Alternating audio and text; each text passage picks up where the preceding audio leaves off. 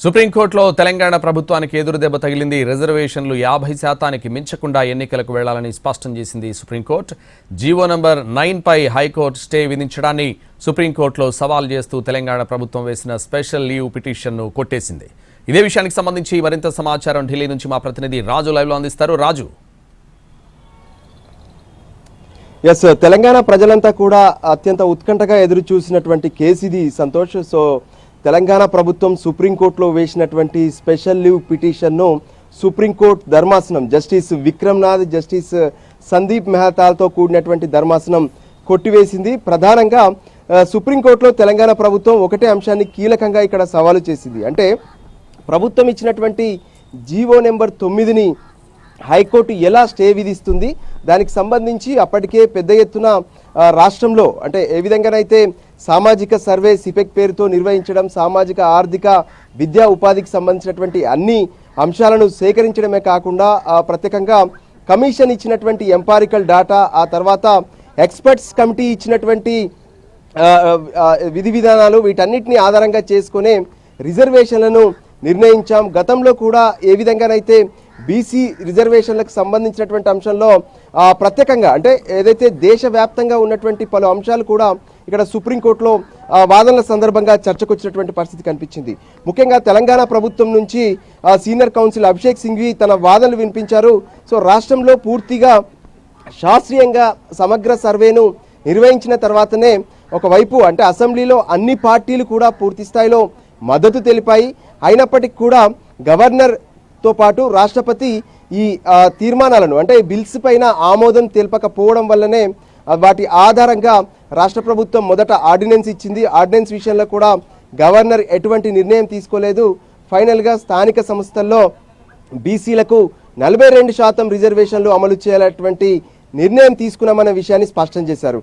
అయితే అదే సమయంలో ఈ కేసుకు సంబంధించి మాధవ్ రెడ్డితో పాటు ఇతరులు కూడా కేవియట్ దాఖలు చేశారు. వాళ్ళ తరఫున కూడా వాదనలు వినిపించారు. అంటే ప్రస్తుతం దేశంలో ఉన్నటువంటి రిజర్వేషన్లకు సంబంధించి గతంలో సుప్రీంకోర్టు ఇచ్చినటువంటి తీర్పులు చాలా స్పష్టంగా ఉన్నాయి. ముఖ్యంగా చెప్పాలంటే ఇందిరా సహాని కేసు కావచ్చు, ఆ తర్వాత ఇతర కేసుల్లో కూడా ప్రధానంగా షెడ్యూల్ ప్రాంతాల్లో అంటే గిరిజన ప్రాంతాల్లో మాత్రమే 50% మించి రిజర్వేషన్లను కల్పించుకునేటువంటి అవకాశం అక్కడ మాత్రమే ఇచ్చారు. కానీ ఏదైతే సాధారణంగా అంటే జనరల్ ప్రాంతాల్లో మాత్రం 50% మించి రిజర్వేషన్లు పెంచుకునేటటువంటి అవకాశం లేదు అనే విషయం పైన వాదనలు వినిపించారు.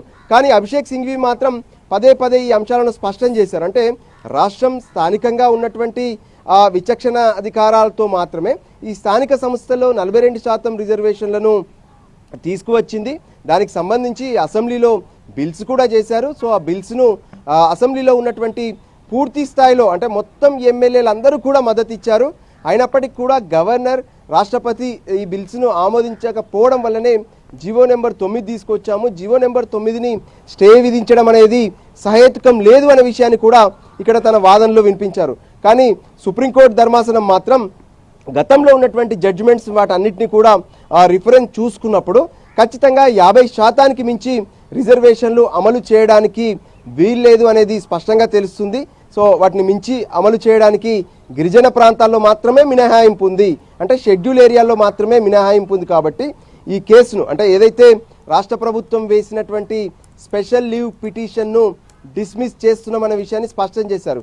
అదే సమయంలో అభిషేక్ సింఘ్వి మరి రాష్ట్రంలో ప్రస్తుతం అంటే హైకోర్టులో ఉన్నటువంటి కేసు విచారణ యథాతథంగా కొనసాగుతుందా అనే విషయాన్ని కూడా ఇక్కడ అడగడం జరిగింది కోర్టుని. దాంతో ఆ కేసు యాజ్ ఇట్ ఈజ్గా ఆ విచారణ అనేది కొనసాగుతుందనే విషయాన్ని స్పష్టం చేశారు. ఈ కేసుకు సంబంధించి కనుక మనం పూర్తిగా వివరాలు చూస్తే ఏ విధంగానైతే మొదటి నుంచి అంటే అటు తెలంగాణ ప్రభుత్వం ప్రత్యేకంగా అటు శాస్త్రీయంగా కావచ్చు, లేదంటే సర్వేను నిర్వహించినటువంటి తర్వాత సిపెక్ సర్వేలో అటు ప్రతి ఒక్కరిది కూడా అంటే రాష్ట్రంలో ఉన్నటువంటి ప్రజలందరికీ సంబంధించినటువంటి సమాచారాన్ని సిపెక్ సర్వే ద్వారా దాదాపు 1,00,000 మంది ఎన్యూమరేటర్లను ఏర్పాటు చేసి 10 ఇళ్లకు ఒక బ్యాచ్గా చేసి వీటన్నిటిని కూడా నిర్వహించడం జరిగింది. ఆ తర్వాత దాంట్లో వచ్చినటువంటి బీసీ జనాభాను ఆధారంగా చేసుకొని మాత్రమే బీసీ రిజర్వేషన్లను 42% పెంచేందుకు నిర్ణయం తీసుకునే విషయాన్ని చెప్పారు. కానీ ఇప్పుడు పెంచినటువంటి ఈ రిజర్వేషన్లతో అంటే బీసీలకు 42, ఆ తర్వాత ఎస్సీ ఎస్టీలకు కలిపి ఏ విధంగానైతే 25% మొత్తం కలిపి 67%కి వెళ్తున్నాయి. అంటే 50% మించుతున్నాయనే అంశం మాత్రమే ఇక్కడ ప్రధానంగా చర్చ జరిగింది. దానికి అనుగుణంగానే 50% మించేటటువంటి ఈ జీవో ఏదైతే ఉందో ఈ జీవోను హైకోర్టు స్టే విధించింది. సో దాన్ని సవాలు చేస్తూ సుప్రీంకోర్టుకు తెలంగాణ ప్రభుత్వం వచ్చింది. సో సుప్రీంకోర్టులో తెలంగాణ ప్రభుత్వం వాదనలు వినిపించింది. అదే సమయంలో ఏదైతే హైకోర్టులో పిటిషన్లు వేసినటువంటి మాధవ్ రెడ్డి వాళ్ళతో పాటు ఇతరులు కూడా తమ వాదనలు వినిపించేటటువంటి ప్రయత్నం చేశారు. మొత్తానికి తెలంగాణ ప్రభుత్వం వేసినటువంటి స్పెషల్ లీవ్ పిటిషన్ను డిస్మిస్ చేస్తున్నట్లుగా సుప్రీంకోర్టు ధర్మాసనం స్పష్టం చేసింది. Santosh. Right, thank you Raju.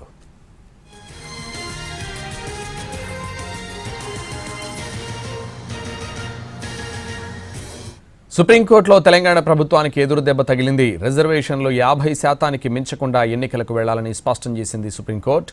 GO number 9పై హైకోర్టు స్టే విధించడాన్ని సుప్రీంకోర్టులో సవాల్ చేస్తూ తెలంగాణ ప్రభుత్వం వేసిన స్పెషల్ లీవ్ పిటిషన్ను కొట్టేసింది. సుప్రీం తీర్పుతో సంబంధం లేకుండా తదుపరి విచారణ చేపట్టాలని హైకోర్టుకు సూచించింది. మెరిట్స్ ప్రకారం విచారణ కొనసాగించాలంది. కావాలనుకుంటే ప్రభుత్వం పాత రిజర్వేషన్లతో ఎన్నికలకు వెళ్లొచ్చని కోర్టు పేర్కొంది. బీసీ రిజర్వేషన్లపై ప్రభుత్వం తరపున అభిషేక్ మను సింఘ్వి వాదనలు వినిపించారు. అసెంబ్లీలో అన్ని పార్టీలు ఏకగ్రీవంగా తీర్మానం చేశాయని ఆయన గుర్తు చేశారు. అసెంబ్లీ తీర్మానం చేసింది గవర్నర్ దగ్గర పెండింగ్లో ఉంది కదా అని సుప్రీంకోర్టు ప్రశ్నించింది. 50% మించొద్దన్న తీర్పులు స్పష్టంగా ఉన్నాయని ప్రతివాది లాయర్ వాదనలు వినిపించారు.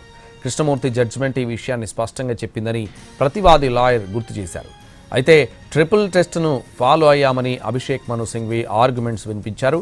ప్రభుత్వం ఇంటింటి సర్వే జరిపి లెక్క తేల్చిందని అసెంబ్లీ తీర్మానాన్ని ఛాలెంజ్ చేయలేదన్నారు అభిషేక్ మను సింఘ్వి.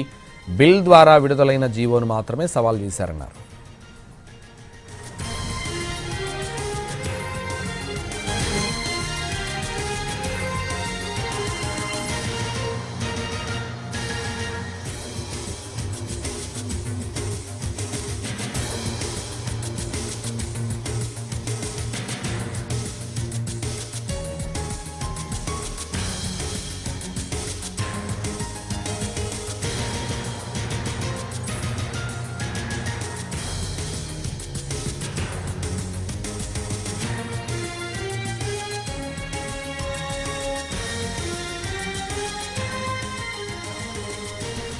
సుప్రీంకోర్టులో తెలంగాణ ప్రభుత్వానికి ఎదురు దెబ్బ తగిలింది.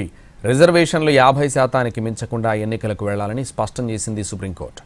జీవో 9పై హైకోర్టు స్టే విధించడాన్ని సుప్రీంకోర్టులో సవాల్ చేస్తూ తెలంగాణ ప్రభుత్వం వేసిన స్పెషల్ లీవ్ పిటిషన్ను కొట్టేసింది. సుప్రీం తీర్పుతో సంబంధం లేకుండా తదుపరి విచారణ చేపట్టాలని హైకోర్టుకు సూచించింది. మెరిట్స్ ప్రకారం విచారణ కొనసాగించాలంది. కావాలనుకుంటే ప్రభుత్వం పాత రిజర్వేషన్లతో ఎన్నికలకు వెళ్లొచ్చని కోర్టు పేర్కొంది.